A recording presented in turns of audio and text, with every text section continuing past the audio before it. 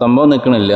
അങ്ങനെ ആ ബോർഡൊന്ന് പോയി നോക്കി. ഇതാണ് ആ ബോർഡ്, ഈ കാണുന്നതാണ് ആ ബോർഡ്. അപ്പോൾ ഈ ബോർഡിൽ 6 2 വേ സ്വിച്ച് ഉണ്ട്, ഒരു മാസ്റ്റർ സ്വിച്ച് ഉണ്ട്. അങ്ങനെ ഈ 6 2 വേ സ്വിച്ചിൽ ഒരു സ്വിച്ച് ഇടുമ്പോഴാണ് ഇത് കൂടുതലായി ട്രിപ്പാണത്. അങ്ങനെ ആ ബോർഡൊന്ന് അഴിച്ച് നോക്കാം. അഴിച്ച് നോക്കിയതിന് ശേഷം ഏതാണെന്ന് നോക്കാം. അങ്ങനെ അഴിച്ച് നോക്കുകയാണ്. നോക്കുമ്പോൾ കണ്ടത് ഇതാ ഈ കാണുന്ന രീതിയിൽ 2 വയറ് അടുപ്പിച്ചിട്ട് ഒരു 2 വേ സ്വിച്ചിൽ കൊടുത്തിട്ടുണ്ട്. അങ്ങനെ അത് ചോദിച്ചപ്പോൾ 2 സൈഡിലെ സ്വിച്ച് ഇത് തന്നെയാണ്, ഈ സ്വിച്ച് ഇടുമ്പോഴാണ് കത്താറുള്ളത് എന്നാണ് പറഞ്ഞത്. അപ്പോൾ അവരോട് ചോദിച്ചപ്പോൾ അതാവാൻ ചാൻസ് ഇല്ല, അത് കത്താറുണ്ടെന്നൊക്കെ അവർ പറഞ്ഞു. പക്ഷേ അത് ഇടുമ്പോഴാണ് ഈ സംഭവം നടക്കുന്നത്. അങ്ങനെ ആ സ്വിച്ച് വയറുകളൊന്നും ചെക്ക് ചെയ്യാൻ നോക്കി. ചെക്ക് ചെയ്യാനതിൻ്റെ അതിലൊക്കെ ഒരു വയറ് കൊടുത്തപ്പോൾ സംഭവം ട്രിപ്പായി. ഈ വയറാണ് അത്. ഈ വയറ് ടച്ച് ചെയ്യുമ്പോഴാണ് ആ ട്രിപ്പിങ് ഇവിടെ കൂടുതലായും നടക്കുന്നത്.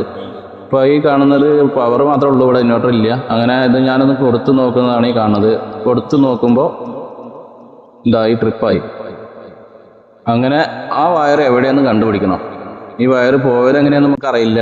അങ്ങനെ ആ ബോർഡിലുള്ള വയറുകളുടെ വാല്യൂ ഒന്ന് ചെക്ക് ചെയ്ത് നോക്കി. കൂടുതലും വാല്യൂ കുറവുള്ള ഇതായി കണ്ടത് ഈ ഒരു വയറിലാണ്. അങ്ങനെ ഈ വയർ എവിടെയാണെന്നുള്ളത് നമ്മൾ കണ്ടുപിടിക്കണമെങ്കിൽ കുറച്ച് റിസ്ക്കാണ്. നമുക്ക് ഈ വയർ എങ്ങോട്ടാണ് ഏത് വഴിയാണ് പോയതെന്നൊന്നും അറിയില്ല.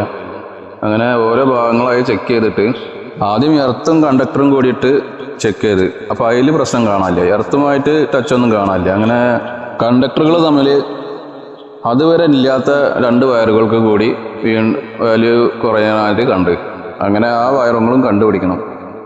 ഇവിടെ അടുത്തായിട്ടൊരു ടിവിക്കായിട്ടൊരു പ്ലഗ് സ്ഥാപിച്ചിട്ടുണ്ടായിരുന്നു. അവിടെ ഒരു എക്സ്റ്റൻഷൻ ബോർഡും കാര്യങ്ങളായിട്ടൊരു പ്ലഗ് ഇവിടെ 3 പിൻ സോക്കറ്റ് ഇവിടെ കുത്തിയിട്ടുണ്ടായിരുന്നു. അത് ഊരി മാറ്റിയിട്ട് ഒന്ന് ചെക്ക് ചെയ്ത് നോക്കിയപ്പോഴും ആ പ്രശ്നം കാണാനില്ല. അതല്ല പ്രശ്നമെന്ന്.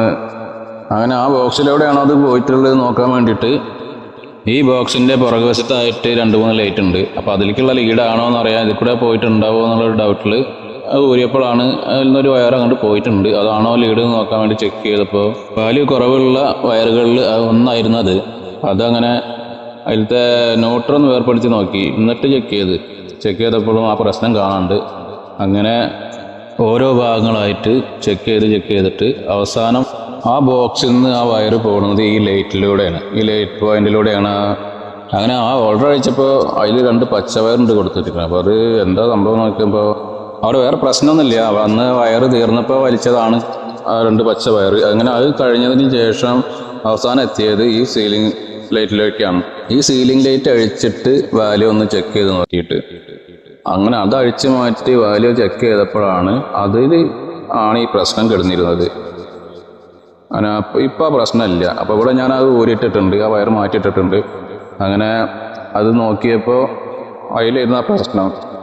അങ്ങനെ അവിടെ കയറിയിട്ട് അവിടെ നിന്ന് ഈ ബാക്കിയുള്ള ഭാഗത്തേക്കാണ് പോകുന്നതെന്ന് അറിയാൻ വേണ്ടിയിട്ട് നോക്കി. അങ്ങനെ ഓരോ ഭാഗങ്ങൾ ചെക്ക് ചെയ്തിട്ട് സംഭവം കണ്ടുപിടിച്ച്. അത് എന്താണ് പ്രശ്നം എന്ന് വെച്ചാൽ ഓൺലൈനിൽ ഓഫറുകൾ കാണുമ്പോൾ അത് നോക്കി വാങ്ങിയിട്ടുള്ള ലൈറ്റുകളാണ് ഇവിടെ വെച്ചിട്ടുണ്ടായിരുന്നത്. ഈ ലൈറ്റിൻ്റെ വയറുകളിൽ വളരെ നേർത്തതായിരുന്നു. ഈ വയറുകളിലൂടെ ലീക്കേജ് സംഭവിച്ചിട്ടാണ് ഇവിടെ ട്രിപ്പിങ് ഉണ്ടായിരുന്നത്. അപ്പോൾ ഇനിയെങ്കിലും ഇങ്ങനെയുള്ള ബൾബുകൾ വാങ്ങുമ്പോൾ ഒന്ന് ശ്രദ്ധിക്കുക.